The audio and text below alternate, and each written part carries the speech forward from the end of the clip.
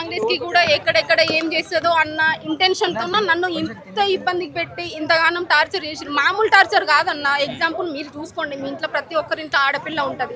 మన ఆడపిల్లని ఎవరైనా ఇన్స్టాగ్రామ్ లో కానీ యూట్యూబ్ లో కానీ బ్యాడ్ కామెంట్ పెడితే మనం చూసినాం అనుకో ఏమంటాం, చెల్లి అది తీసేయి లేకపోతే ఇన్స్టాగ్రామ్ ప్రైవేట్ లో పెట్టుకో అని చెప్తాం. సరే నేను స్టార్టింగ్ నుంచి ఇన్స్టా కానీ యూట్యూబ్ కానీ పబ్లిక్ లోనే ఉంది. ఎందుకంటే నేను అప్పటి నుంచేనే చూడండి ఏదైనా ఇష్యూ జరిగిన బస్సులు మా ఊరికి బస్సు లేదని చెప్పేసి నేనైతే ఇప్పుడు కొత్తగా మాట్లాడట్లేదు కదా. బీఆర్ఎస్ గవర్నమెంట్ ఉన్నప్పటి నుంచి ఊరికి బస్సు లేదని చెప్పి అది వీడియో చేసిన, జాబ్స్ లేవని వీడియో చేసిన, రోడ్లు చాలా వీడియో చేసిన. ఈ కాంగ్రెస్ అప్పుడు కూడా బీఆర్ఎస్ గవర్నమెంట్ ఓకే ఒక్క కేసు పెట్టింది, దానివల్ల నేను ఎంత అయిపోయింది, అది కేసు పెట్టింది, నా టార్చర్ నేను అనుభవించిన, అది అయిపోయింది. కానీ ఈ కాంగ్రెస్ గవర్నమెంట్ ఏంటంటే బాగా టార్చర్ చేస్తుంది మనుషుల్ని, మానసికంగా హింసించి చావనన్న చావాలా, లేకపోతే మొత్తం సోషల్ మీడియాకి దూరం అయిపోయి వాళ్ళ గురించి మాట్లాడొద్దు. ఒక్క వీడియో ఏదన్నా మాట్లాడాలి అని మనసుకి ఇట్లా అనిపిస్తుంది అన్న, ఊకుండా బుద్ధి కాదు నాకు. నేను ఏదైనా సరే అంత రఫ్గా మాట్లాడే రకం. నేను ఊర్లో ఏదన్నా అన్యాయం అయితే కూడా ఏంది అని ఎదురించే రకాన్ని ఒక ఇట్లా పడేసిరు మొత్తానికి నన్ను. ఒకటే చెప్తున్నా,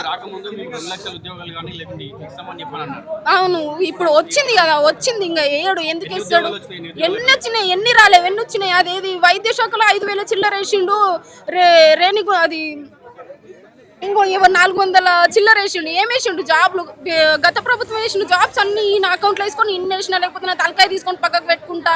ఇంకా 10 సంవత్సరాలు వేలాలని ఉంది. ఎందుకంటే మంచి ఏసీ కార్లు ఉన్నాయి, ఫామ్ హౌస్లు ఉన్నాయి, కొంచెం మంచిగా ఉండాలి కదా.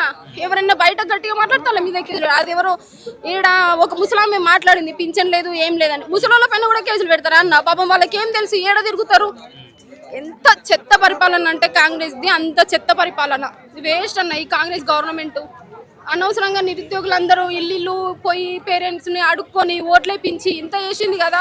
బాగా బుద్ధి చెప్పిండు మన రేవంత్ రెడ్డి సార్. బాగా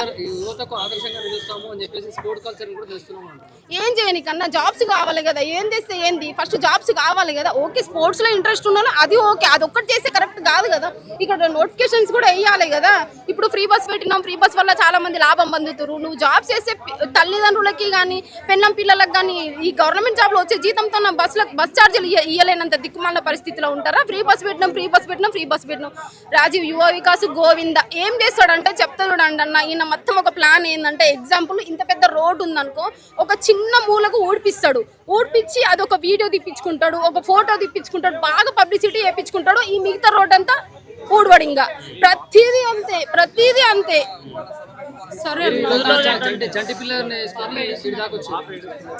మెయిన్ గా ఇన్ని రోజులు అంటే పాప చిన్నగా ఉన్నదన్న, నేను ప్రెగ్నెంట్ ఉంటే కొంచెం కేర్ ఎక్కువ ఉండాలి అని చెప్పిన, హెల్త్ కండిషన్ బాగాలేక. సో ఇంకా ఆర్నగర్ లో ఉన్నప్పుడు కూడా ధర్నాకు వెళ్ళిన.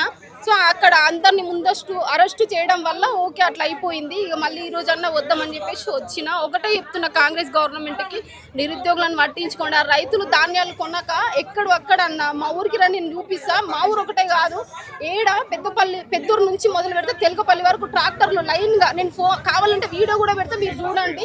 పెద్ద ట్రాక్టర్స్ అన్ని లైన్ ఉన్నాయి. ధాన్యాలు సరిగ్గా ఉంటాయి. ప్రైవేట్ వాళ్ళు కొంటే పైసలు వేస్తారా తెలియదు, వేయరా తెలియదు. 2,000 ఉన్నదనుకో, ఇప్పుడు వాళ్ళు ప్రైవేట్ వాళ్ళు 500 తక్కువ 600 తక్కువ చేసి తీసుకుంటారు. ప్రైవేట్ వాళ్ళు ఇప్పుడు నమ్మకం ఉండదు కదా, డబ్బులు ఇస్తారా ఇయ్యారా. అక్కడ రైతుల్ని మోసం చేస్తుండ్రు. మొత్తం కాంగ్రెస్ గవర్నమెంట్ తెలంగాణలో ఉన్న ప్రతి ఒక్కరిని మోసం చేస్తుంది. రేపటి నుంచి బరిలెక్క శిరీష అనబడి మీరు లేస్తున్నా. ఈ రోజు నుంచే ఫిక్స్ అయ్యే వచ్చిన, ఏమన్నా చెయ్యి సావనన్న వస్తే ఏమన్నా చేస్తే నోటిఫికేషన్ వచ్చిన దగ్గర పోరాడతా అని చెప్పేసి గట్టిగా ధైర్యం చేసుకొని నన్ను నేను కుదిరించుకొని, మా హస్బెండ్ కూడా పో నువ్వు ఇట్లా భయపడి ఉంటే కాదు, ఏమన్నా అవుతుంది పో చెప్పిండు, వచ్చేసినాయి. అంతే. సరే.